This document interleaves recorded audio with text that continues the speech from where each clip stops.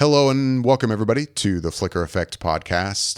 Really quick before we get started, in this podcast we do a review, Bobby and I anyway, do a review of the new film, The Blair Witch. We actually had a lot of spoiler stuff we wanted to talk about, so we don't talk about it during the show, so don't worry if you haven't seen the movie, but just want to let you know that we do stick around after the show's over and talk about spoilers for The Blair Witch for a little while. Really great conversation. So if you have seen the film and you want to hear that, just stick around toward the end of the episode and you can hear our spoiler thoughts on the new film, The Blair Witch. With that, enjoy Flicker Effect, episode number 187.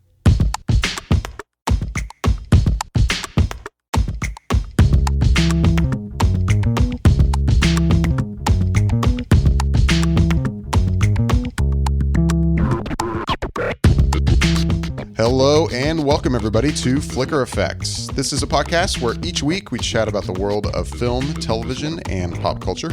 By the way, this is episode number 187 and we're recording on Sunday, September 18th, 2016. I'm David Lotz. Joining me this week is Bobby Jackson. Hey everybody. And Jascha Wilson. Hey. Michelle Curry can join us tonight. She'll hopefully be back next week. But just the three of us.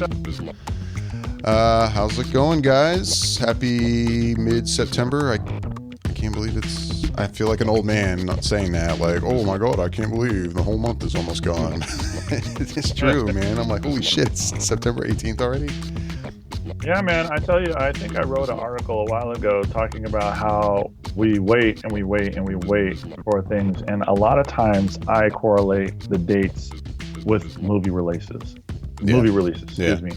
And it's like I was sitting there and I saw a trailer today when I was just a little while ago, and it said October 4th, I think it was what it was. Mm-hmm. And I'm thinking to myself, okay, October is just right around the corner. The 23rd is this Friday, and then the 30th will be soon. And it's like, yeah, okay, November 4th. I think it was November 4th. I was like, there's Doctor Strange. September 30th is Luke Cage. And it's just like, I'm just going through my head of like the schedule of the time frames, and that's really how I end up looking at the months at times. It's just waiting for a particular day or a particular date because that's when something I need to watch is coming out. Yeah. No, I get that. I'm excited because, well, tonight we've got the Emmys. Yep, I was just going to say that. I do like looking at that stuff, yeah, especially for things I've watched and to see how they'll fare when it comes to the award season. And then it also signifies the beginning of the fall season for TV, which is like all the new shows coming out and you're trying to decide whether you're going to pick this show up. And so you kind of give it a try. Maybe like I think Jascha says he has like a 3-episode thing where he'll kind of watch for a few and it'll stay or go. And then there's like the returning shows that start up as well. So this is the exciting time for me because I definitely watch as much movies as I watch, or as many movies as I watch. I definitely watch more TV. So it's like it's like my Christmas in a way, and getting to see all the new stuff to play with. So that's cool. Fall TV starts up and it's exciting, man. I'm not gonna lie to you. Like, I mean, I get sucked into watching TV just as much. And Bobby and I will end up chatting about all the new shows and all the new things, even off air, just throughout the week. It's like, oh, did you check this? Or what do you think is what's happening with, this? And, I know we've texted and messaged a couple of times when it comes to Fear the Walking Dead or The Strain and, how things are going with that. And, it's exciting, man. I dig fall TV when it starts up again, and especially the new shows where they try to get things to like really, get a following and stuff like that, and see how far you're going to really get, how much time you're really going to invest in this new show, right? And whether or not it lands with you or lands with the public. But yeah, the Emmys are starting at this point in 5 minutes. So as winners are announced, we may keep track of that while we're recording. Talk about that a little bit, but I actually saw something this week, guys. You should be excited. Right? I know you're excited. When you told me that you watched something this week and there was the possibility that we weren't going to record, I was like, come on, you really? I know. It figures. Like, you watch something and we actually don't record. Of course, it was just like, but then you're like, well, we still might be able to get there. So I'm anxiously awaiting to see what brought David Lott to the movie theaters. What made him break from tradition of not watching movies to actually go and sit down I and simply watch. host a show where other people talk about Yeah. stuff they've seen. I decided I'm going to participate. Fuck this. I went and saw Blair Witch. Oh, get out. Did anybody else see it? Just me? I did too. You did I too. saw it as well. Yeah, I saw it Thursday night, the night it came out. Me too. Yeah, a little backstory. I'll say Blair Witch Project, which, God, what year did that even come out? It was like 99. I was just going to say at 99. Yeah, I don't know. I feel like I'm one of the few people now. I feel like you don't find many people who like that movie because it seems like such an easy movie to hate. I loved it. I thought it was great. I thoroughly enjoyed it.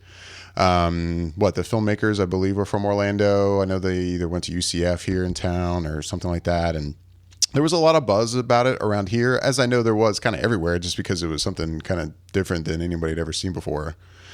And in fact, one of the art house theaters we have in Orlando, the Enzian, I think was one of the first theaters to even screen it. So I saw it there.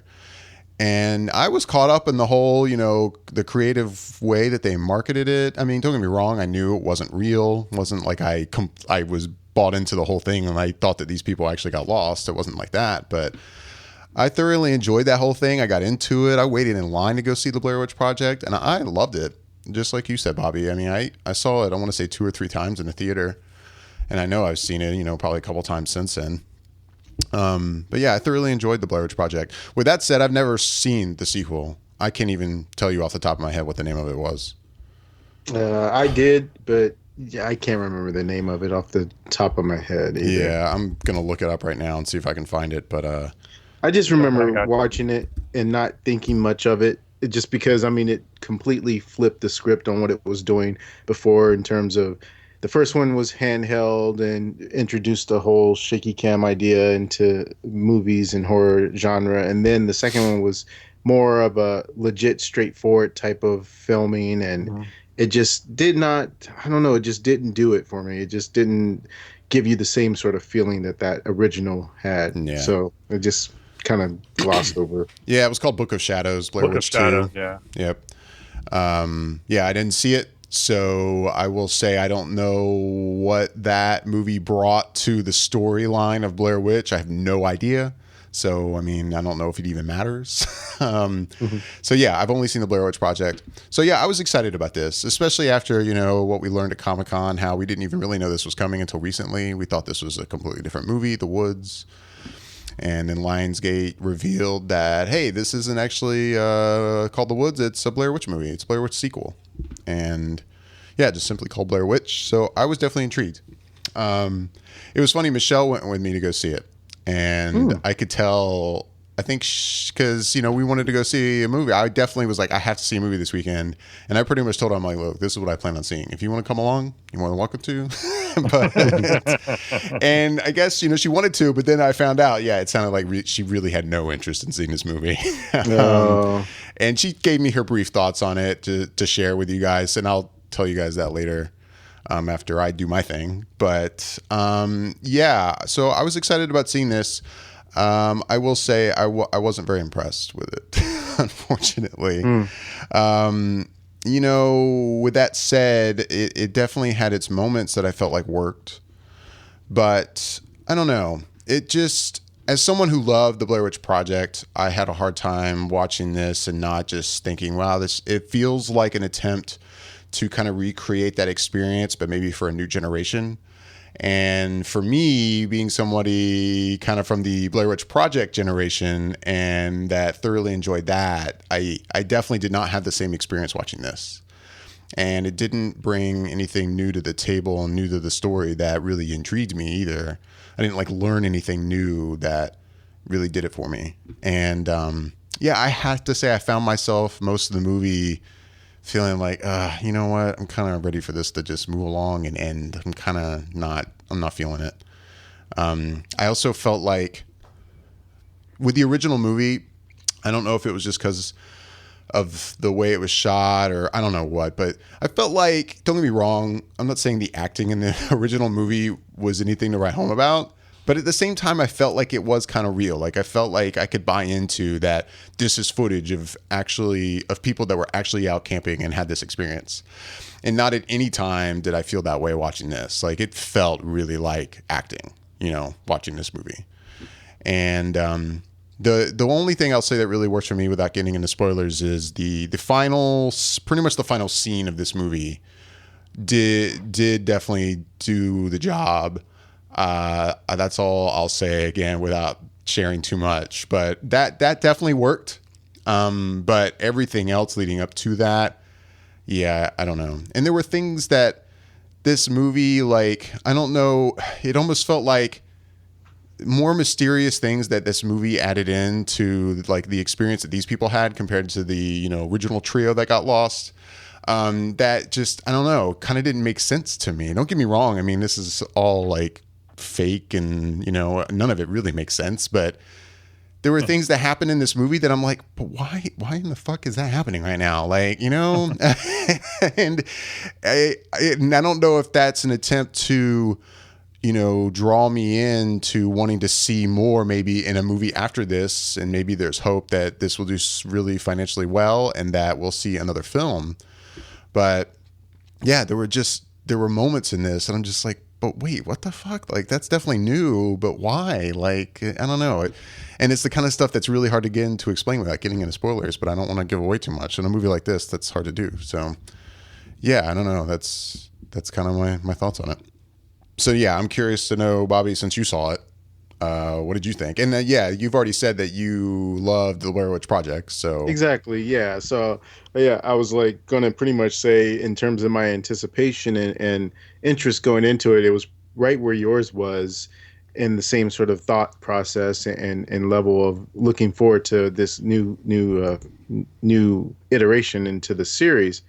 And yeah, I mean, honestly, I kind of had the same vibe that you had coming out of it, which was disappointment. I think I was more expecting it to be something that elevated the franchise and carried it in a different sort of direction than what we got, because what we did get was essentially like a sort of a remake of the original, right. And Exactly. it was like, it followed along the same sort of beats to where you kind of felt like you knew what was going to happen without knowing it, because the through line was the same in a sense. You knew where things would ultimately end up at and where it would take you. And they even, I don't know that it's spoiler, that what they do in the beginning of the movie where they have the little crawl text, but it essentially kind of tells you where things sort of end up, and you're just like, well, okay.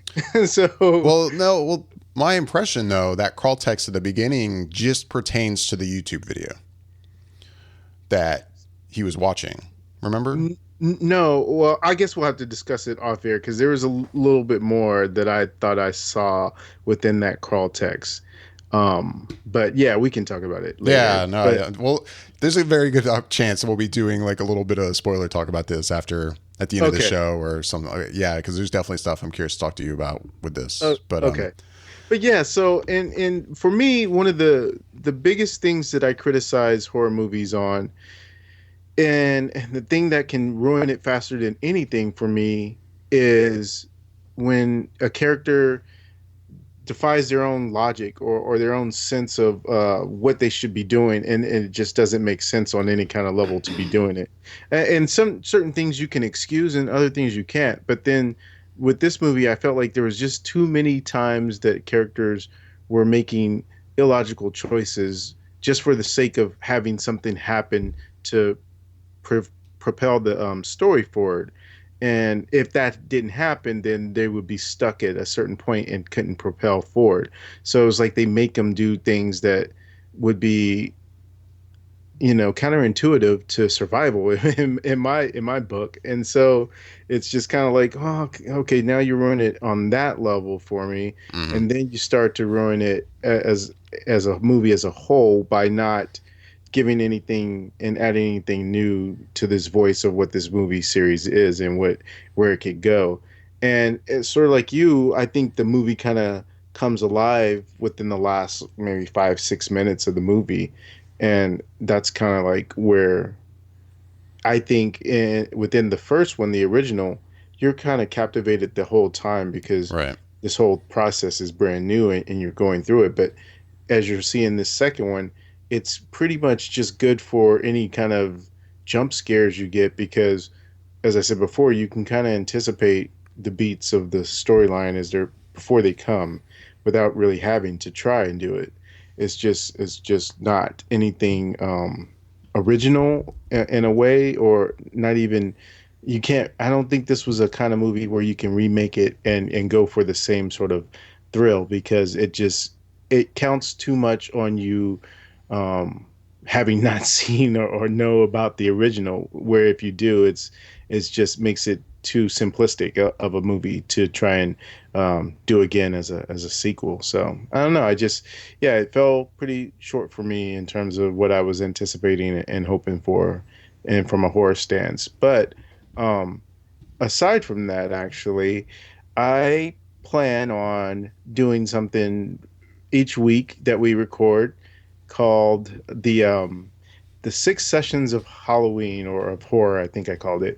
And that means that in the next 6 weeks, I'll take 1 week to watch a horror movie and talk about it on the podcast because we got about 6 weeks starting next week until Halloween. So I want to watch something I haven't seen before, Halloween, horror related, and talk about it on the podcast. Nice. Classic or just Yep. anything? Anything, like anything I haven't seen. And it might be newer, it might be older. It's whatever that it seems like it fits in with the horror Halloween motif. So I'm going to be doing that. Yeah, I'd be very curious. I haven't had a chance to ask anybody who has seen this that is from a younger generation. I'd be really curious to talk to somebody and hear what they thought of the Blair Witch. Maybe somebody who didn't see the Blair Witch Project maybe at all, or like didn't see it in the theaters, maybe only saw it recently. You know, I'm curious to know if you had never seen Blair Witch Project, if this is a more appealing movie. But because, yeah, I agree with you. You kind of know the beats that are coming up. The problem is with it too is that the pacing of it just doesn't work too compared to the first film. The first film, everything is introduced at just the right time and just a slow enough manner that it builds just right. And this one, I mean, I get it from one perspective where, well, you don't want to just have that same exact pacing and tell the same exact story. So they kind of try to change it up, but then that change up in the pacing just doesn't work for me. And you get to the final set piece way before than I expected. Like, I'm like, holy shit, we're here. Like, okay. I mean, don't get me wrong. I wasn't really enjoying this, so that's fine. But I didn't expect this already. All right, cool. And at the same time, they spent a lot more time there than, previously. But yeah, I don't know. It's a bummer. I was looking forward to it. I think I wanted to relive my childhood almost. I wanted to relive that first film. This was not that, so it's just too bad. Yeah, sometimes you can't go home again. No, I guess not. I'll just go back and watch Blair Witch Project again. But, and yeah, I will say, all that Michelle wanted to say, and I could bring up the text quickly, but she just said something along the lines that she was not impressed with the movie. And yeah, I got the impression we didn't really talk much about the Blair Witch Project beforehand. She did say that she actually saw it like 3 times in the theater because friends kept wanting to go see it, and I think she kept going to see it with them, but even after she said something along the lines of like even after the 3rd time she still was not impressed with it. So I don't get the impression she really enjoyed the first film either. I was kind of I'm kind of with her on that. Like I watched the first one and I was kind of like, all right. Like I mean, I wasn't blown away. I mean, it was okay. I thought it was kind of fun. I was more intrigued and interested as to their marketing campaign and how accurate and how effective it really was, I should say, in getting people to believe that this was like a real story, because it got me for a second. I was like, oh wow, this is cool, like, kind of like getting footage, and then I realized that it was all just a ploy, and I was like, oh, okay, well that's kind of cool. Maybe I was just gullible back then or didn't really understand how marketing worked, but that's kind of how I was. I mean, I'm with her. It's like I wasn't entirely blown away with the whole story and the whole aspect of the movie, and it could be that I'm not just a huge fan of shaky cam and all that first person view, because I'm not a huge fan of first person view. Like like Cloverfield. Like I thought Cloverfield was good, but I enjoyed that more for the story opposed to just the idea of the shaky cam and what was going on with that. So yeah, I mean, and these are movies like this that, to me, it's sometimes more difficult to really judge them so much on like, is this good or bad film? Is this good or bad filmmaking? Like, you know, you either like end up buying into the premise and kind of the experience, and some people don't, you know, and for me it worked. Like for me, I totally bought in. Like I go camping, so I was feeling it, like these people camping and hearing these sounds in the middle of the night, you know, and I was into it. And then, you know, other people, and it's not that they don't want to buy into it. It's just for some reason, like you, I guess, you didn't have the same experience. I don't know. It's weird. But yeah, I will say, coming home though from seeing this version of the Blair Witch, I still like, my wife was already in bed. I get home, it's dark. I get in bed and I immediately have this thought. I'm like, God damn it. Now I'm going to focus on every little fucking sound I hear in my house. You know, like I had better sleep. I need to get some rest. It's already late. I got to work tomorrow. And luckily I didn't have too many problems, but I immediately had this fear. I'm like, because really the movie didn't scare me, but I'm like, man, now I'm going to focus on everything I hear. This is frustrating, but anyway. So yeah, that's what I saw this week. I'm curious to know if you guys saw anything else. Bobby, did you see anything other than Blair Witch? I have, and I meant to talk about it the last week and kind of forgot, so I'll take this week to talk about it a little bit. I've seen and I'm currently caught up with the first 3 episodes of the TV show Atlanta, which is Donald Glover's new TV show, and it's awesome. I love it. It's like it's this kind of slice of life type of show where it just really speaks to kind of what an everyday person would go through if they lived in some sort of, like, I wouldn't say bad neighborhood, but just something that's relatable from a sort of a street level kind of point of view without it being The Wire or something like that. It's just like everyday kind of life of what it would be like if you lived in that kind of a neighborhood or just a lower income level or just struggling. And I find it interesting because it has such a unique voice, and it's funny without trying overtly hard to be funny, and it just finds its humor in the smallest things. And it's almost like watching in a way like Seinfeld, where the episodes aren't specifically about anything in particular, but yet they kind of are. And it's there is an overarching theme to the series where Donald Glover plays this guy who I think he went to Princeton, but he dropped out, and they haven't really explained why he left college. But so he's not really doing much with his life, and has his next girlfriend that he lives with, and his young daughter that they raised together. And his cousin ends up starting to become popular as a rapper named Paperboy.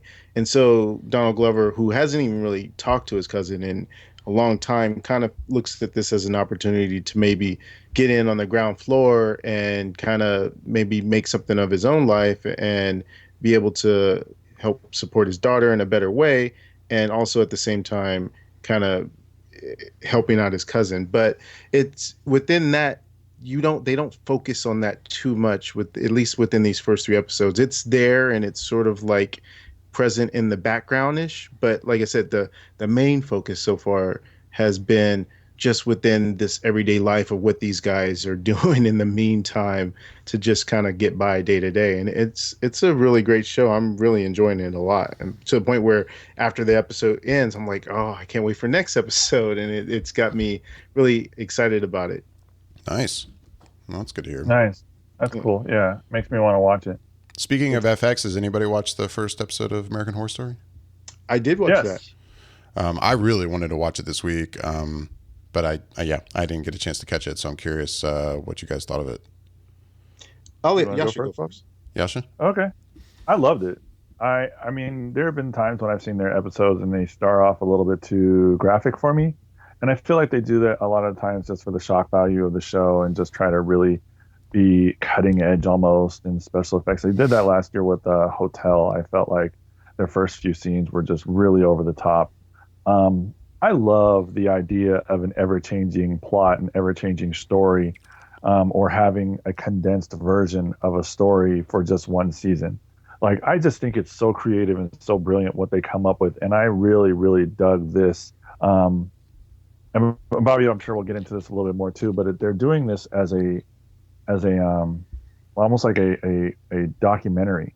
Like, they're interviewing people and then having reenactment of what's going on later on, and it just captures me. It's just like I'm totally intrigued, and I can't wait to see what they do next or where the story is going to tell you, because they do such a good job of just kind of like hiding what the show is really going to be about or revealing certain plot points to get it going. And even if it's just a simple haunting, the adventure on getting to where they're going to be with this simple haunting is so spectacular. I really, really dig it. We have grade A talent, grade A storytelling, grade A cinematography.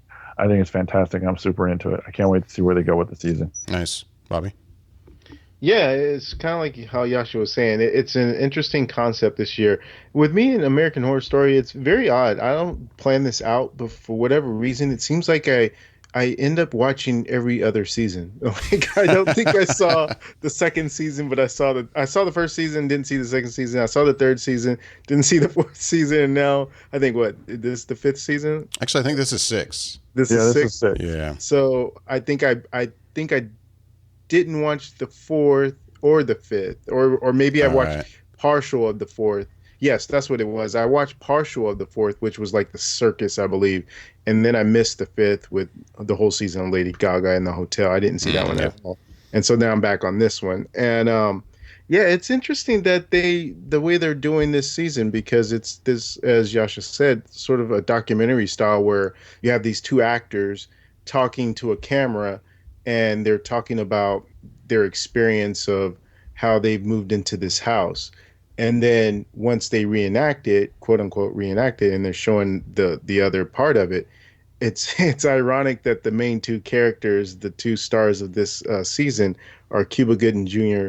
and I can't remember her name, but she was been Sarah Paulson. Yeah. She's in this as well as his wife.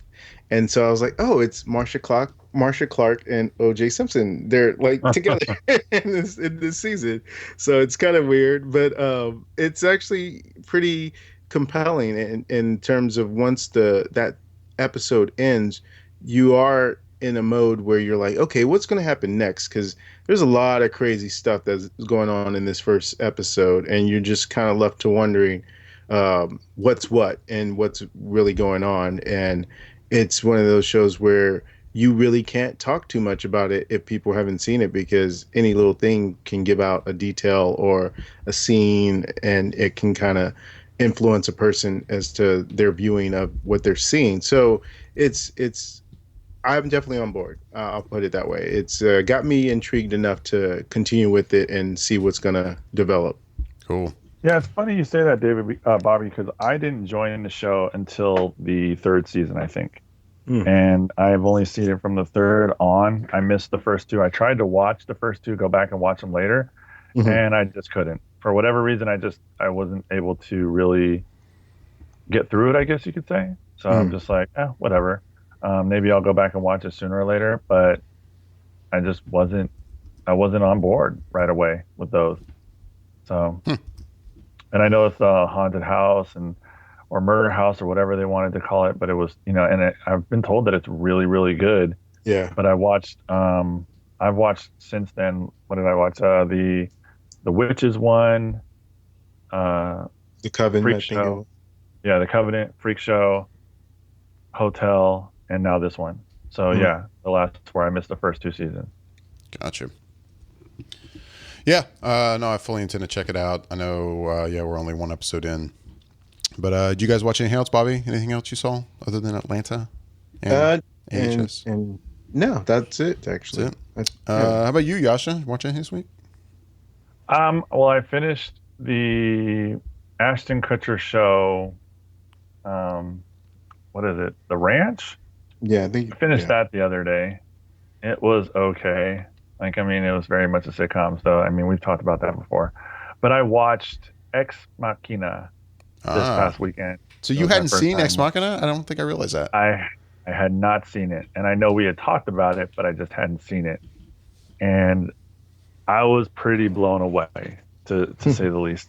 I tried watching it with my girlfriend. She fell asleep and kept kind of waking up and at like pivotal parts of the movie and was like, "Wait, what's happening? Who's that? What's going on? Why is that? Why are they doing this?" That whole bit, Hmm. which was hilarious. I found it incredibly slow to start, but once it got rolling, like, and it was even still, it's like it was a little predictable on some levels. Like I did kind of predict what was going on with certain characters, um, but their adventure to get to where they were at, the movie was messed up, man. Like Ava was on a whole nother level of being a bitch. Like that was so messed up. Like she was just really messed up, but I enjoyed it thoroughly. Like, and I mean, I'm not sure if I should talk about spoilers if there are people that have out there that haven't seen it and they want to and they just don't want to be ruined by it. So I'm not going to really try and get into it. But Ava's messed up. That's one. But the acting was top notch level. I mean, I thought it was fantastic. Oscar Isaacs was fantastic. I loved the dynamics of the characters going back and forth with each other. I thought that was one of the most interesting parts of it. And it wasn't so much of the interaction with Ava either. Like she was good. She did her job. She played that role very well. I was really impressed with the acting from Dom Hall and Oscar Isaac's character. I mean, it's not like there were a ton of characters in the movie, but their back and forth was a lot of fun to watch Yeah. and a lot of fun to listen to. Like Oscar Isaacs nailed it. Like I had seen him in other stuff and, was impressed. I was like, oh yeah, he's good. But seeing him in this and really go after it, I just was like, yeah, dude, this is pretty awesome. He's pretty talented. Like he killed it. Like he just nailed it. Like he was very I mean, I don't know how to describe it. He just was really spot on. Like he was very talented. Like he played the role very, very well. And it was fun to watch him and Dom Hall go back and forth. Don Hall? I don't know how to pronounce his name, but the character from there. And he was great. It was fantastic. I really enjoyed the movie. I thought it was good. Yeah, I mean, he was no, he was not performing on the level of like how he was with Apocalypse or anything, but he did all right. Well, Yeah, right. You keep telling yeah, yourself let's that about compare it. him to that. Yeah, you kind of forget that he actually was Apocalypse when you see something like Yeah. how he was in Ex Machina, because that, like you said, it Yeah, was a different you level. really do. Like you watch it, and like I was even thinking about that during that too. I was like, God, this guy was Apocalypse. Like, Yeah, what happened?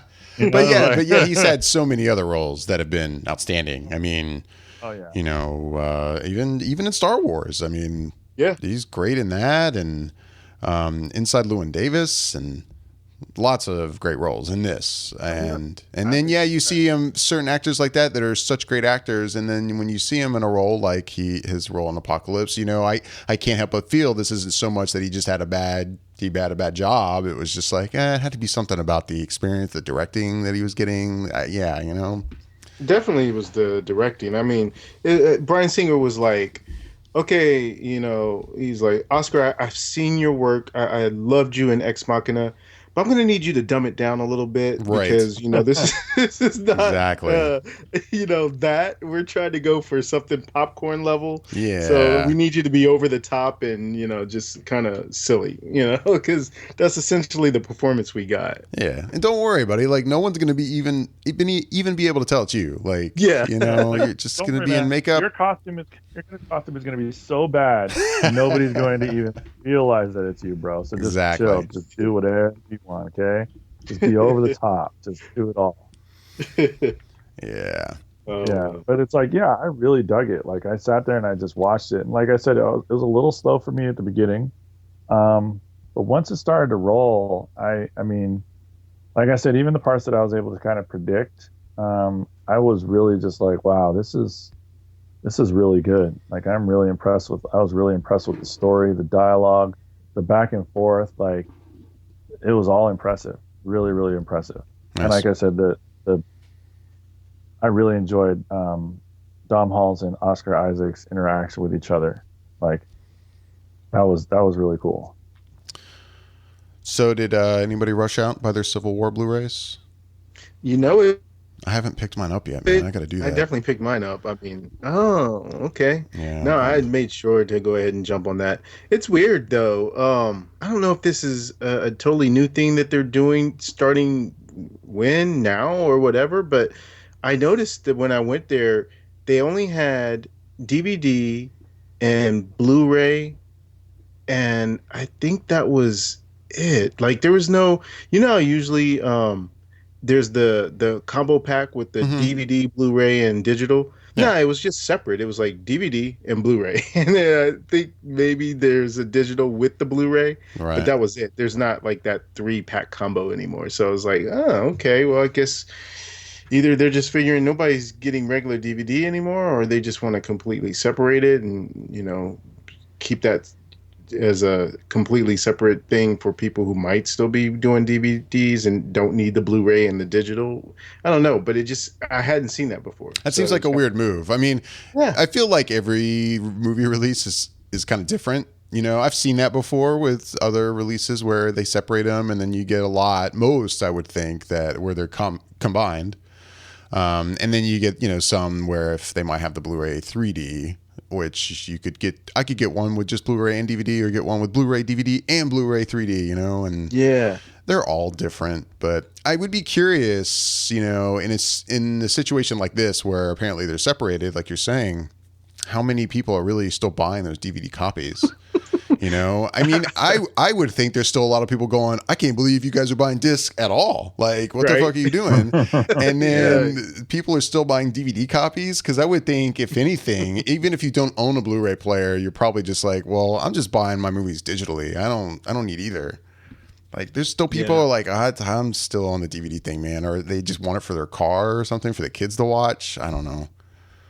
Yeah, I've actually had a friend say that too. Like she was like, yeah, I don't even need to buy DVDs anymore. I just do this, and this online. And I'm just like, why? I mean, I never really thought of it like that, but yeah, I guess you don't really need to, but I like to. There's certain movies like this, I like to own it. I don't know if it's just because and I'm not even like a big collectible guy, but there's certain things like these comic book movies, Star Wars and such that I like to have on my shelf. Like I want it. And it comes with a digital copy, which is good because, I have Apple TV. So if it's the kind of digital copy where I can, get it in iTunes, then great. Then sometimes I'll just watch it without putting a disc in. But, maybe if I'm going to watch it in a room without a Blu-ray player or with one and I don't have the Apple TV, then, use the disc. I don't know. You know what I mean? There's certain things for me that I feel like it's sort of along the lines of what you're saying. Like I definitely want to have it for my own purposes of being able to have a physical copy and put it on my shelf or add to my collection. But there's also something about the thing with digital that I just don't feel like there's two parts of it. One, not every digital release has all the bonus features and all the other stuff behind the scenes that you get with the Blu-ray. So that's one thing.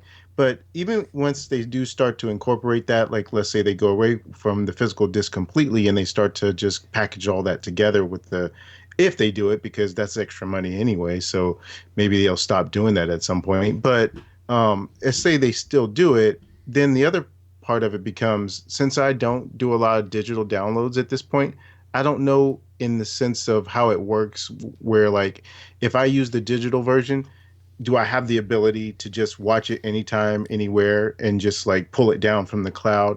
Or do I have to go through like 4 or 5 different steps and go do this app, and then you have to do this download, and then, okay, you're only allowed to watch it on this many machines.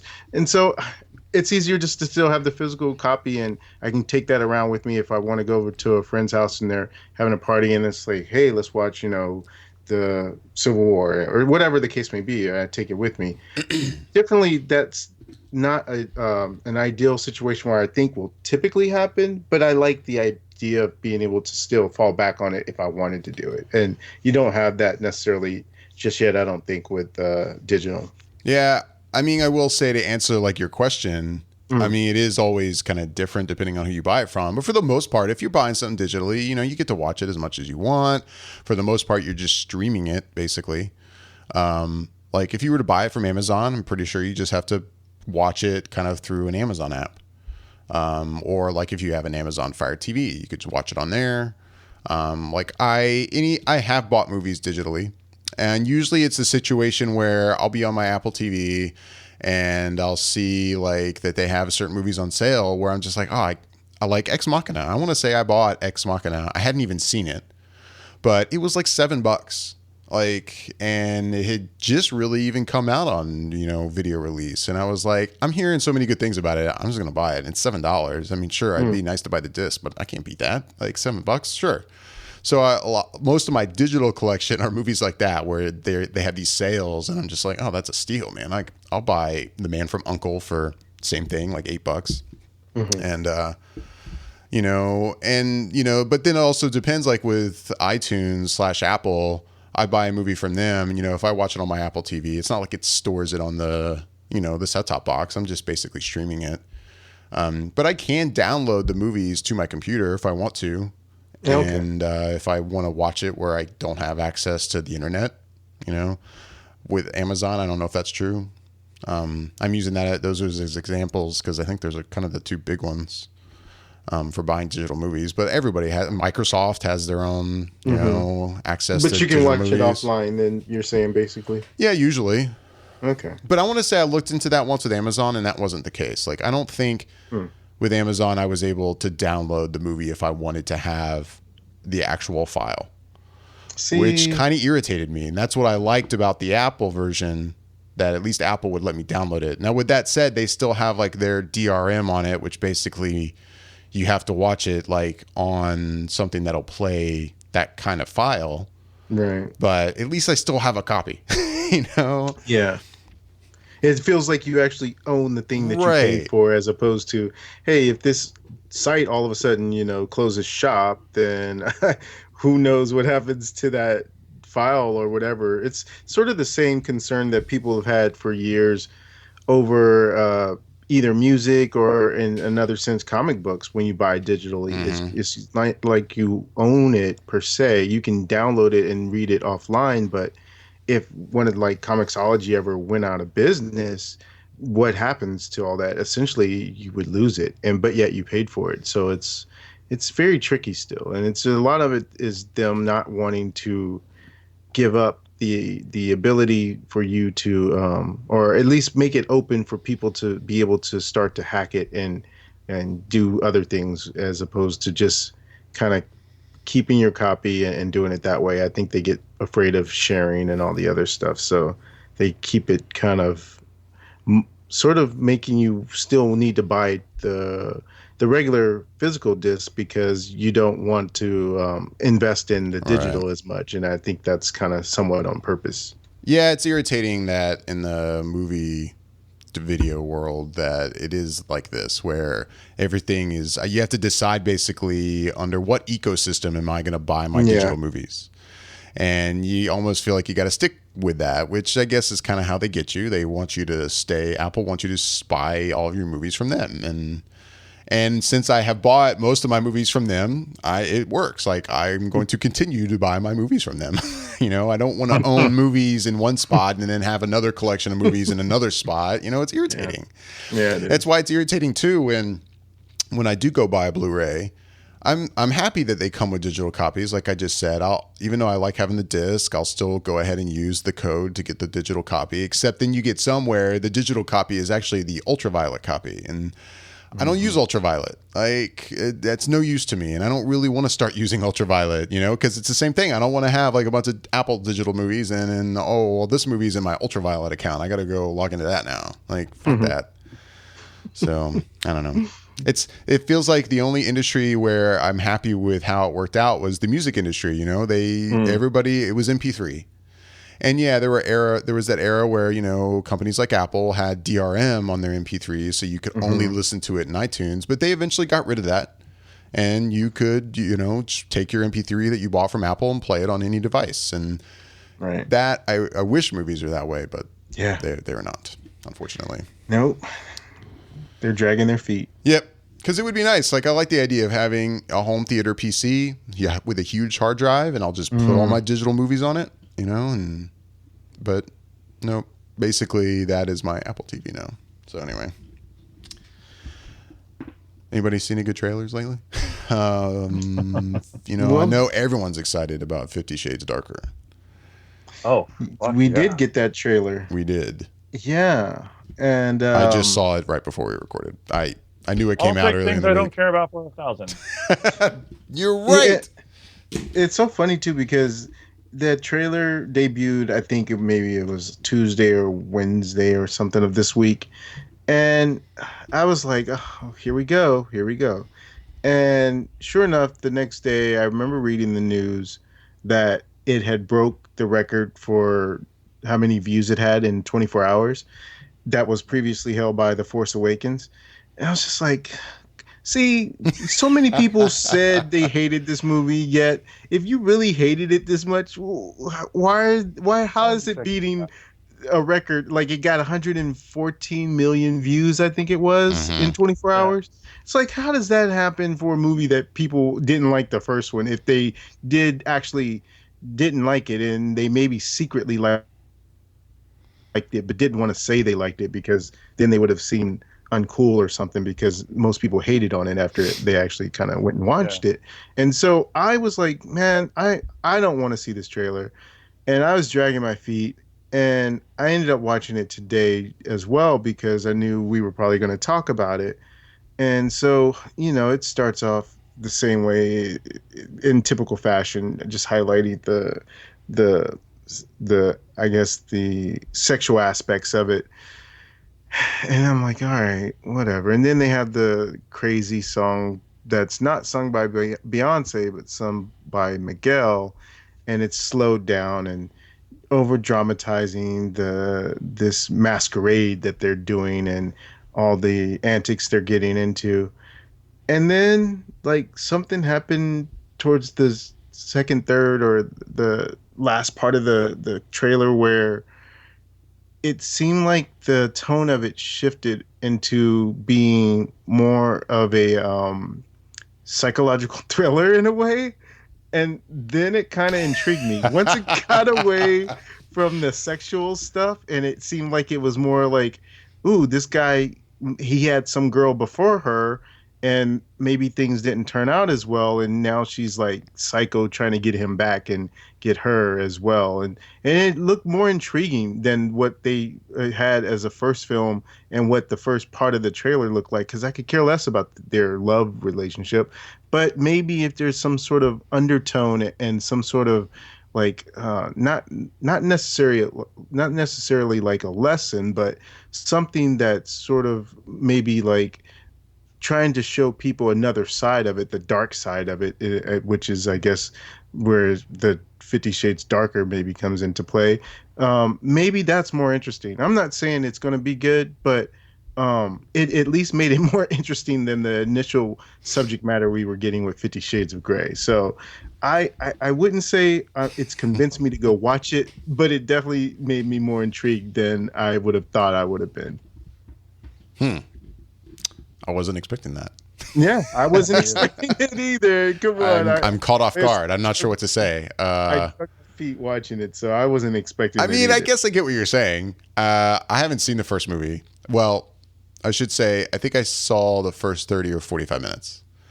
And it was like one of those random night a few weeks ago, and we weren't just me and the wife were hanging out, and I think I was in HBO Now, and it was in there, and I'm like, I'm kind of curious, and I started watching it. I didn't get a chance to finish it at the time.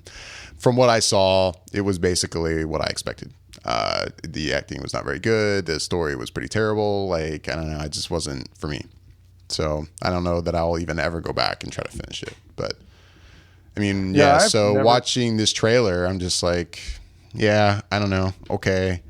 I mean, I do get what you're saying. Like, it seems like there's something interesting in terms of, some backstory about a character in this that maybe we don't know about and what's going on here and the kind of the thriller aspect. Okay. Like, maybe this could be better, but I don't know. Yeah, I never actually watched the first one. I watched the trailer because I knew that we would talk about it, and I was like, all right, I'll bite. I'm with you, Bobby. When they started to do like a little bit of like intrigue and adding another character, I was kind of like, oh, okay, well, this is starting to look interesting. And that faded fairly quickly. Like as soon as it started to, as soon as the song started to play really heavily into the background, and then they showed who sang it, I really just the interest to really watch it.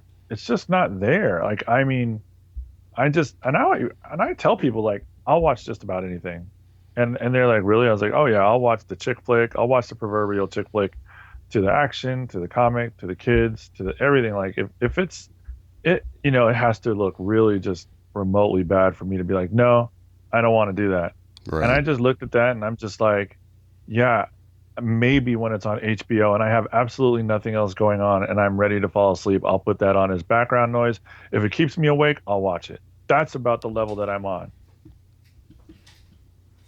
That was aggressive. I feel like that was aggressive. It won't be. Now. No, I was gonna say regardless of how I feel about it, I doubt it's something I would watch in the theater. On the money to go see it in the theater, no matter what people say about it. I feel like I could wait, and if it is all that, or if it's something interesting, I can wait. And this will be one that I would see when it comes out on Netflix or video on demand or HBO or whatever. I just don't see, even if it is what I'm thinking it is, I just don't see enough of that being a factor for me to go see it when there's the girl on the train, or like you had the one with Ben Affleck and Rosemary Pike, the thriller that came out, what it was last year. Those movies, they seem like they lend themselves to that genre enough to where, you know, it's great actors, it's intriguing enough of a plot to make you go Gone Girl. It makes you want to go see those movies.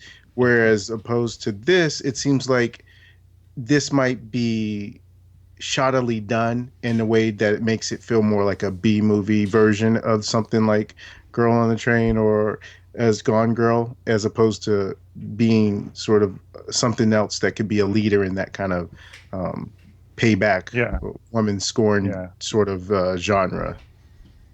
Yeah, agreed. I mean, I just like you, Bobby. It's like I look at it and I'm just like, no, I can't. I look at it and it just looks corny to me. It looks campy. It looks like a B done movie. It's not on the same level as Gone Girl. I watched Gone Girl because I was like, oh, I'm interested. I wonder what's going to happen with that. I look at that and I literally have no interest. It looks campy. It looks poorly done. It looks shoddy. And it looks desperate to try and get like, hey, you know, we're going to be better than we were the first time. We heard what you were saying and we're going to be that much better. And I just don't know if that's the case. Yeah. Right. Speaking of which, that actually leads to another movie that's kind of has sort of that theme that I think that I saw the trailer for, which was Nocturnal Animals. That seems like an intriguing trailer to where you don't really know. I watched that trailer and I was like, what the hell did I just watch? Like, I don't know what's going on here. It's what got trailer? What trailer? Nocturnal Animals. Because it's like this woman, it looks like she's got this psycho ex-husband and he's like after her because of some reasons of his own. And then it kind of flips and looks like she did something to him to make him want to do something to her, because he writes this manuscript describing all these like morbid things that he would do to this character, which in turn is like about her. So it just seems so weird. Like what's going on? And it looks interesting enough to where I'm like, okay, I want to know more. And I want to see this, and it has Amy Adams and Jake Gyllenhaal in it. So again, top-notch performers. So it makes you want to go see it, as opposed to the 50 Shades trailer. But did you guys see the trailer for Nocturnal? I did. It looks intense as all hell. I think I even messaged about that, and I was just like, man, I can't wait to see this movie, because this just looks like it's all over the place with talent. And then on top of that, the story just looks crazy. I mean, we got Amy Adams, Jake Gyllenhaal, Michael Shannon, Aaron Taylor Thomas, Isla Fisher, Armie Hammer, who I think is fantastic, even though he's gotten the short end of the leash lately. Michael Sheen is in it. Like, you look at the roster that they have of people that are coming into this film, and I'm stoked, man. It just looks intense as all hell, and I'm on board. I can't wait to see that movie. Yeah, unfortunately, I haven't watched the trailer yet. I will say, you know, this is directed by Tom Ford, who also directed A Single Man. And I mean, Tom Ford is a fashion designer. And I remember going into A Single Man thinking, what's this going to be like? And I thoroughly enjoyed that movie. So I've heard a lot of buzz about Nocturnal Animals. I'm actually surprised. I surprised myself. I haven't watched the trailer yet, but I've heard a lot of good things. And yeah, after seeing his first film, I probably won't even need to see this trailer. I would go see this movie. So that's cool. Just based off that first experience and based off of kind of all the buzz I'm hearing surrounding this, like it just seems like this is definitely worth watching. I want to hear you. I want you to watch it just so I can hear you say, like, Dave, because when you're excited about something, like, it's really like apparent. Like, you're just like, oh yeah, dude, I'm in on that one all day. So it's like, I mean, I really definitely want to hear what you think of the trailer. All right, for sure. Yeah, I'll check it out.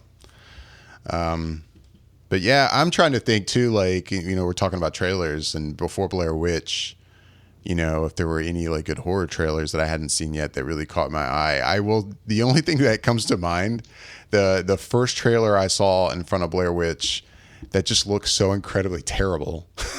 And I cannot even remember his name, the actor that's in it. And it's about him going into like almost like the minds of people to he's like kind of an exorcist, but different. Did you guys see that? Did you see it, Bobby? No, I didn't get that trailer. I can't even remember the name of the movie or the actor, so I'll never be able to look this up. Oh wow. Which is really irritating. Did the trailer just come out? I hadn't seen it until I saw Blair Witch, so I don't know if it was just released this weekend or not. But yeah, anyway, it's about this guy. Basically a kid is possessed by a demon, the typical kind of needing an exorcist situation, but he's a different kind of exorcist, and he goes like into their minds to like find the demon and I guess get them out of the body, and it just looks bad. Like, and I mean, this is a well-known actor, and I can't think of his name. Man. I mean, not like A-list or anything, but fuck. Anyway, maybe I'll try to figure it out if we talk about something else. Not that we have much time, but anyway, yeah, that's there. There were some other horror trailers. Like, I guess we're getting an Annabelle 2. I didn't even realize that. Yeah, I knew about that.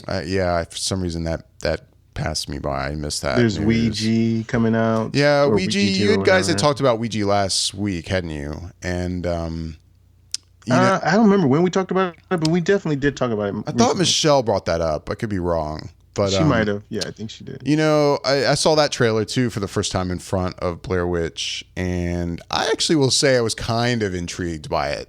I think that could be a good scare. Like, are you talking about Incarnate? Is it Incarnate? Oh, it might be. Let me see. Aaron Eckhart, Mark Steiger, David Mazouz. Isn't Aaron Eckhart? Was it him? Yeah, maybe it was him. God. He was in Sully. Scientist with the ability to enter the subconscious minds. Yeah, that's it. Yeah, it was Aaron Eckhart. That was the actor I could not think of. That's a shame. Yeah, it doesn't. I mean, they don't even have. They have the trailer on the movie that you watched, but they don't even have the trailer online. That's just a goddamn shame. I'm sorry, I didn't mean to cut you off there. I'm glad you thought. It was one of those moments too. I think as I was watching the trailer, sometimes you just brain fart on certain people, and I'm looking at this guy going, because he's got, I think, long hair in it. Maybe he doesn't. I don't know. But anyway, because I'm looking at this photo on the IMDb page, and he's got short hair, but I'm like, I thought he had long hair in the trailer. Maybe when he goes into their minds, he has short hair. I don't remember. Okay, well, the fact that you're saying that, yeah, it's not really strong on him. Maybe his hair changes when he goes into the kind of like the Matrix. I don't know. Just saying. It looks terrible. It looks awful. It looks so bad. But yeah, going back to the Ouija thing. The Ouija thing, actually, the Ouija film, I was intrigued by that. That actually looks pretty good. I know, I am too. I know Jascha and Michelle kind of were like, passing on it, but I think the idea of this family that was perpetrating a lie of sort of being able to have seances and tricking their public, and then actually being involved in one and in a real life situation where there are spirits that indeed take hold of the house and invade one of the daughters. It seems, different. And I was like, okay. And some of the parts within the film look pretty creepy. to where I was like, oh, okay, in context, I can imagine this being pretty bad, and it looks like it could be something that I think it comes out right around Halloween. So it seems like it could be something that might actually do the trick. No pun intended. Yeah, it comes out. Actually, I have it up here. It comes out October 21st. Ouija Origin of Evil is the full title. So Yeah, well, I don't know. Like, I mean, I wasn't sold on it, but I'm interested. I'm not gonna lie. Like, I mean, it looks okay. I'm not super sold on it. Like, I'm just gonna go out maybe the first weekend and see it, but I'd watch it. I mean, I don't know. I'm indifferent. all right. Well, yeah. With that, I feel like now we're getting on a Halloween topic, and I could probably talk about Halloween all day long. But Yeah. I know we still were going to talk about the. yeah, we got some Blair Witch talk we got to do. Hopefully, we won't bore you, Jascha. We'll get through that quickly. And I guess I don't even know if you want to hear it, Jascha. Good. That's true. But anyway, I will say though, I'm so happy. Like, we have some like Nightmare Before Christmas stuff that we have, like a little Nightmare Before Christmas village that we put up every year.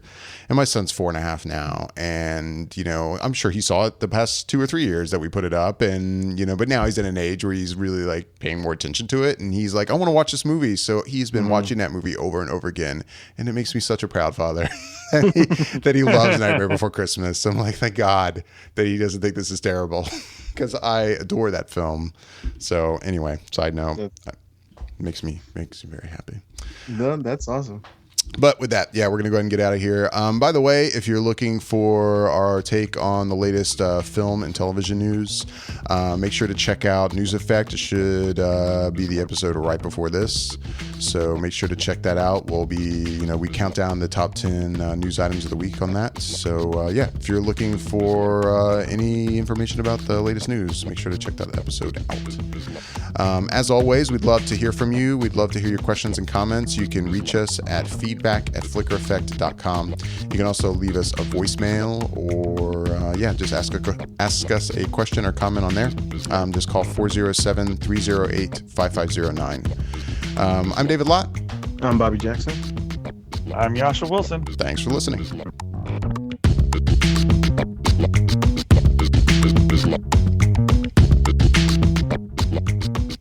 So, spoilers for the Blair Witch. It's just me and you, Bobby. How's it going, Bobby?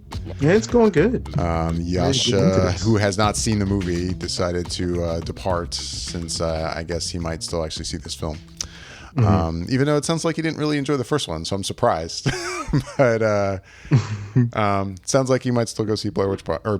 But anyway, so yeah, spoilers. I'll just start off by saying, yeah, like some of the stuff I was talking about in my review, there were things that they added to the kind of mystery of the Blair Witch they had in this story that we didn't see in the original Blair Witch Project.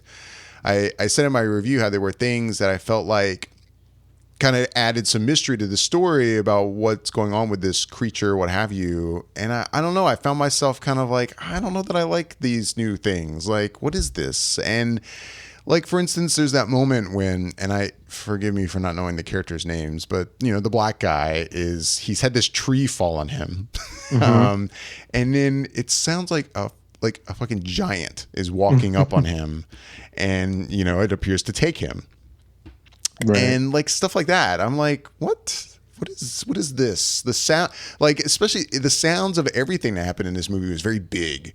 I mean, I guess a lot of it because apparently trees were falling everywhere. And I don't know if it's because this large thing was moving around in the forest, knocking trees over or what, but it was just so loud. And yeah, this thing sounded so big.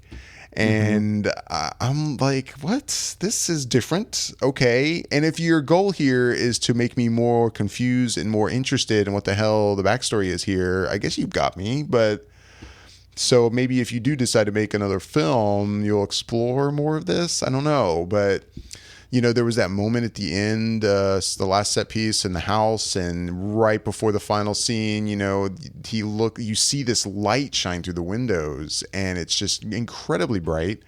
And I'm left going, is this an alien thing? Is there a spaceship outside? Like, again, I guess if you're trying to get me to ask questions. It's working. I don't know. There was stuff like that I was just kind of perplexed by when it comes to the Blair Witch. I don't know. I mean, I guess we don't know a lot about the Blair Witch, but this seemed odd.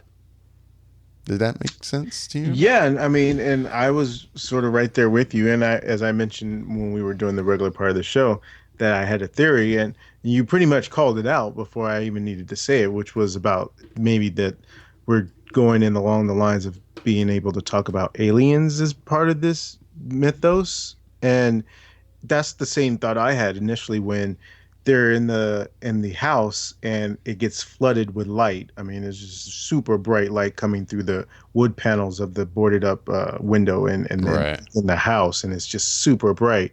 Because I'm thinking, well, what else does that? What that to me is one of those things that in any movie when you're trying to signify alien light, Right. there's always some sort of bright light light kind of thing going on. So yeah, so to me that's what it was like, trying to imply in some sort of way. And as you said, there's these loud noises and these sort of imposing kind of figures that seem to be going on in the woods. And it would also explain why it's like there's multiple places that they're at, it seems like, within the woods. It's not like it's just they take one person and then they go hunt down the other person. It's like all these things are going on almost simultaneously, to where there might be multiple creatures or Right. whatever, as opposed to this Blair Witch. I mean, yeah, because they added other elements too, like, this whole screwing around with time. Right. You had this other duo, which at one point, and of course at the time you're probably wondering, oh, are they telling the truth or not? But they're saying, hey, we've been in the woods for 5 days or something, and you guys have only been here for a few more hours. Like, and then there's the moment where, they wake up and their clocks say it's one time, but it's still dark out. And Yeah. that was a whole nother thing. And I'm like, what the fuck is this? I Yeah. mean, I guess I'm glad you're not doing all the same as the original film and you're adding some new elements to this, but this seems odd. And yeah, I guess like you're saying, maybe they're turning this into the whole Blair Witch thing is really an alien abduction story. Yeah. Like Heather and the original group disappeared because they were, I guess, abducted by aliens. And I don't know what to think of that. Like, I don't know. Yeah, I'm no, not I mean, sure what to think of that. I'm kind of there, but I think in one sense, I'm kind of for it, just because at least it would be saying more than what it is saying currently on the Right. surface level about the series, because it just seems so redundant at this point, and it just like there's no reason for it. But at the same time, it's like, well, then what you're really doing for me is setting me up for a third film that I would have rather seen than the second film, much in the same way that Independence Day, the newest movie that came out, did, where towards the end it gets you more interested in the concept of where they would go in the third film than what the actual second film is about. Right. And so it's like, well, if that's the direction they're going, that would interest me, regardless of how they pull it off, whether they pull it off well or if it sucks.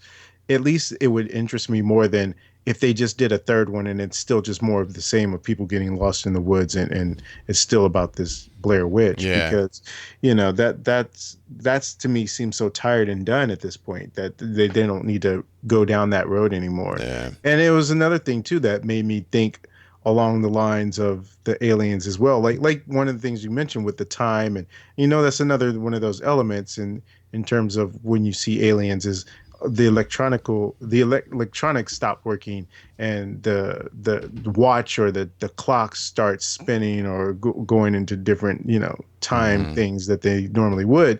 But also with the fact that I don't know if you noticed it or if it was meant to be obvious or not, but it seemed like it was an obvious thing that house wasn't there initially, because they passed that point in the movie early on when they saw that the girl asked, like, what's up with this tree? And the girl was like, oh, it got hit by lightning and it got fried from the inside out, and that's why it looks that way. Well, they were in that area and that house wasn't there. And then at the end, when they just rediscover the house, they make a point of showing that tree again. Oh, no, I totally missed that. Okay. So it was like... So you're making me want to see this movie again. So it was totally there now, like at this point. So like it reappeared or maybe it was there all along, but it was like hidden in some sort of uh, alien tech to where it was you can detect it, and that's why when the people were combing the woods looking for Heather and the other, they never saw it. So yeah, it's all these kind of like interesting fuck.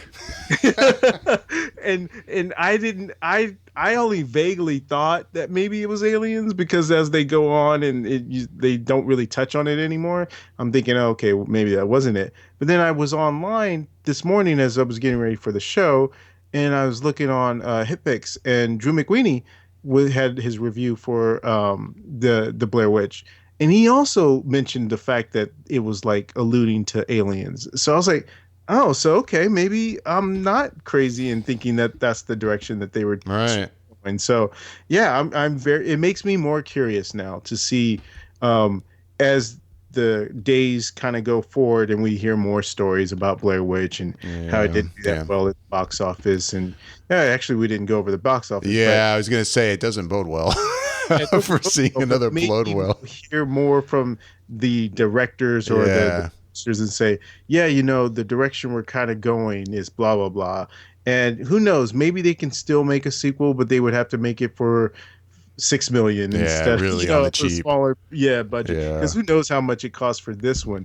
They obviously were hoping for more because of the popularity of the original and hoping to play off of that. But if it didn't cost much, then I mean, I don't know how reliable Box Office Mojo is when it comes to production budgets, but according to them, it cost $5 million.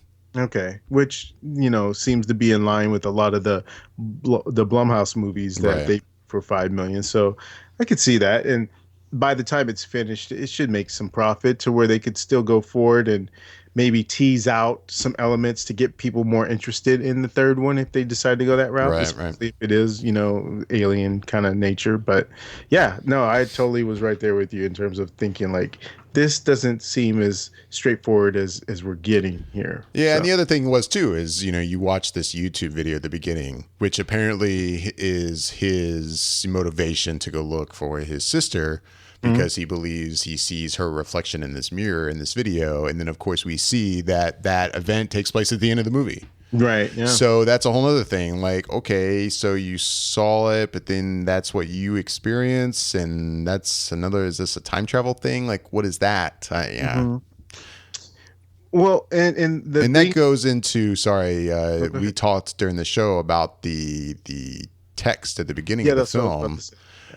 Which my interpretation of it is that at first, I'm right there with you. Like it pops up on the screen and I'm thinking, wait a second, like, is this pretty much now basically telling me these people are going to die at the end of this?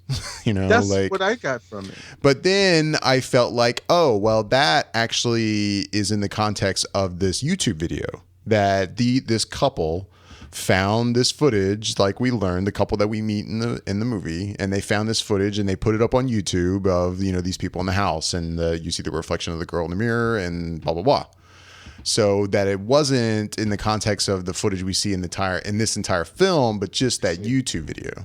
But you said that there was something in the text that made you feel differently, or no? Well, yeah, because when I saw it, and maybe you're right, maybe it was just in context of the YouTube video, but it seemed like it was saying the footage that you're about to see was compiled from cameras, blah blah blah, all these different formats to compose into what we're about to see. And it made it sound as though like they were talking about the context of the whole film after the video that he sees on YouTube, because the kid explained that he found that camera stuff and he uploaded it to YouTube. So it was like, that part was explained. So why explain that twice in a sense? I don't know. I still think the idea though is when you go into the movie, you do at first think, oh, okay, so this is a card explaining what we're about to watch, this whole movie. But then really you find out very quickly, oh, we're just watching a quick YouTube video that this character is watching, and that's all it's talking about. So that's how I took it. Interesting. So as soon as you see that the footage we're seeing at the very beginning of the film is actually just a YouTube film, a YouTube video thing, then immediately I'm like, oh, okay, so that's not the case. So we don't really know what's going to happen at the end of this. Anything could happen. That's how I took it. Well, to me, then that's kind of sloppy in a way. The fact that we both took it the same sort of way, and you adjusted your way of thinking to it, but I didn't, and it makes me feel like then the whole movie I already know that's what's going to happen, and sure enough, that's what happens. So Yes. no one makes it out alive. So it's like, So I'm right there why- with you too, that I'm sure there were a lot of people like, I guess like you, that watched it and thought, hey, this is pretty much telling me how this is going to play out. And you thought Yeah. that way through the whole film. And I'm sure there's a lot of people that think that way and go, oh, wow, you're basically like spoiling the movie up front. Yeah, totally. So Yeah. I'm like, that's kind of, I mean, that could have been handled differently if that, Yes, if the way they wanted to do it, it could have been done a little bit differently. Right. Even the fact that the video kind of speaks for itself from when they show it, and you could have had the guy right after kind of give the explanation of like, one of the characters could have just said, how did they even get all this stuff? And somebody could have said, oh, well, they put it together from blah, blah, blah, But the just- sorry, go on. No, go ahead. I was just saying they could have said it in a different way without setting it up in the beginning of the film that way. But the funny thing is about it, even with my explanation, in the end, it really is about the whole movie because apparently that is their footage. So I don't know, man. You know what I mean? Like, Yeah, it's confusing. I guess I'm gonna have to watch some YouTube videos and read some more articles to see what other Yeah. people are thinking about it. Because 'Cause maybe I haven't looked into any of that. Like you said, you saw the Drew McWeeny, and Yeah, I and haven't that's even all I've seen. read any other like opinions on Me either. this yet. So I'm curious, but it's interesting too to be so curious about a movie. In the end, I really was unimpressed with. Right, yeah. But because I enjoyed the first film so much, and I do kind of care about this like franchise, if you will, that's why I guess I'm like, what's going on here?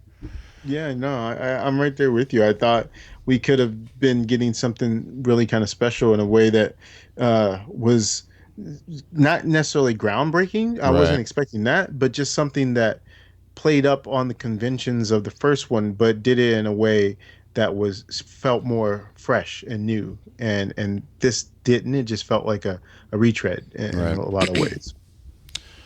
All right. Well, I guess unless I feel like there was something else I was going to bring up. Of course, I'm not remembering. Well, but I mean, if there was anything else that I was going to bring up is maybe an example of what I meant when I was talking about the characters making stupid decisions. oh yeah, And one of the things was like, if you're, as one of the people that are in the movie, have an injury to your leg or foot, and there's this drone that's up in the tree, and that it was high up in the air. oh yeah.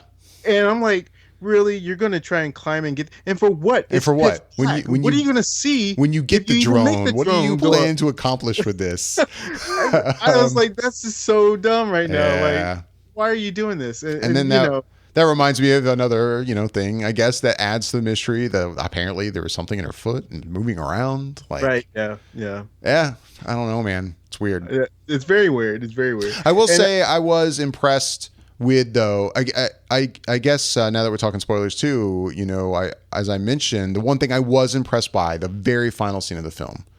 It worked for me on a level of, I was indeed in the movie theater. I wasn't scared, but I was definitely tense. Like, all right, what the fuck how is this going to play out? I think it accomplishes its job of making you feel like you're there with them and wondering what is right behind you. And, Right. You get only these very brief glimpses of this creature, whatever it is. And they very much could have exploited that and shown you a lot more, and they didn't. And it worked. Like, you only get a quick glimpse, and it's fucking creepy looking. And a lot of movies would have shown you a lot more of that thing, and they didn't. And I was happy that they didn't. You see the one glimpse of it too out in the woods right before she runs into the house. Yeah. And I mean, even me talking about it right now, I feel like it's giving me goosebumps. Like it's fucking weird looking, and it kind of almost resembles, in a way, the way it's thin and long, the kind of twig little symbol that you see in the Blair Witch films. And but yeah, that last scene did work for me, and It does. And don't get me wrong, it doesn't make up for the rest of the film, but at least in the end, I was like, this is tense, this is crazy, what's going down. At least it did have that. I was impressed. Yeah, no, I totally agree, and that's what I was saying. Like that last maybe 6, 7 minutes of the movie to me really were strong, and in certain ways, as far as feeling that tension, and as far as making you feel you're right there with the characters. But even still, I had problems with the decisions being made that were Right. Oh within yeah. the context of that. In the context of them being in the house and Yeah, people. like one thing is, I as much as I would like to say I would do something differently, I kind of feel like I would have done the exact same thing that the girl did Right. when, like you said, when the witch or whatever was outside the house and she caught the glimpse of it. I mean, you're out there in the woods, it's raining. The first thing you probably would do is run inside there, even though you don't want to go inside that damn house. You probably would because it's the only place you feel like you maybe can kind of get away from it. Get away from it, and you know that there is hopefully still someone in there that you know. Yeah, you know, exactly. so you're hoping at least I can get to him. Exactly. You know, yeah, it's easy to make fun of the character. Why are you running upstairs? You know, kind of thing. Right. But in that instance, I think a lot of us, I agree with you, would have ran into the house just like she did. Yeah, and so you kind of can't get away from it. And then the part that as like you said, sort of the ending that was tense. The other part for me that was really tense was when she was in the tunnel and she was like, well, for one, two thoughts came to my mind. It was like, one, how claustrophobic that was, just because how caught up in there she was, and the other was like, how the hell were slaves getting through those tunnels? like right. There's definitely no bigger slaves that were getting through there. No. Those tunnels were tight. But yeah, that definitely played into if you ever have that kind of claustrophobic fear of like when you see people in movies like crawling through like air conditioning vents. Right. Exactly. And just the thing that would, I don't have claustrophobia. I don't have a problem being in a small space, but the thing stuck. I would always fear about that is not only getting stuck, but if something were behind you, oh god, you can't turn around and really look at it. You can't, all you could do is go forward. And that is exactly the situation she runs into. Yeah. She's crawling through this tight space and now apparently this Blair Witch or whatever it is behind her. And you're like, holy shit, this is crazy. Yeah, that worked too. Yeah, that was good. But and then the thing that I'm curious as, and maybe this isn't bad, and it's just me it's probably me being a little nitpicky, but I feel like if you've already sort of established that you don't look at the witch because that's what will kind of drive you crazy and that's when you'll die, and the fact that the main guy, well, one, I don't know why he started to even think that Heather could still be in there. Like, what? Really, she's living in this this house, like just off the grid for however many years it's been. Like, and then he thinks he hears her voice, and he turns around and he dies. And then it's like, well, the girl kind of just witnessed that and witnessed him kind of talking to himself or whatever. So as soon as she hears his voice, I wouldn't have turned around because I'm thinking he just died, and no way is he going to be saying the exact same thing that he just said to me moments ago. Like and so I agree with you. I mean, it's another example of, again, in that situation, right? You can kind of understand because I mean, also like she couldn't hear Heather. Only he could. Yeah. So from that perspective, she was confused by what he was doing. Like. She didn't really know that's what he was hearing, but even though he does kind of tell you that, but right. I don't know. I mean, I agree with you, but yeah. And that's why I kind of give it a pass, because it's like, it's one of those things where you kind of have to give it a pass just because of the nature of it and the way it sort of sets itself up. But, and again, it could have been like, better, but it's just almost like a reflex that you can't help because it happens quicker than your mind can say, no, don't do it, before your head already has done it. And so it's like, it's right along the borderline in terms of, I would have not done it no matter what, but because she already had the handheld camera facing backwards so she could see. So why turn around to see if you already got that as your vision? So I'm like, but at the same time, I get it still. So yeah, it's just, it is what it is. Yeah. Yeah. It's funny having this conversation now. I'm like, I mean, I don't feel any differently about the movie No. But I'm way more interested in the third film than I was before. And I keep saying third film. Like, again, I just ignore this. The original second film, like, whatever. Right, But right. the one I never saw. But, Shadows. yeah. I want to go make more money. People go see Blair Witch. I want to see a third film. Yeah, or at least hear what they had planned for it. What they had planned, or at least maybe because if it was just more the same, then I would have been out anyway. Yeah, no, I agree. But if there was something more to them exploring this mythos and really exploring it as opposed, and not in a way to where it's just like, because what you liked about this one is something I also admired, is that they didn't go out of their way to just sort of give you all the answers and just show you everything in a sense. But if they did a third one and it gives you enough and still gives you that sort of theater of the mind where you have to imagine these things, then that would be more fulfilling and satisfying than them just saying, here's all the answers and here's it. So yeah, because all the answers, you're never going to be satisfied. It's just going to be like, oh, so that's it? Okay. Right. Like, you're right, you know. I don't know. We'll see. We will see, but yeah, I guess we'll get out of here. And yeah, thanks for sticking around to do to talk spoilers. No problem. It's good time. Yeah, good times. So yeah, I guess thanks for listening, guys.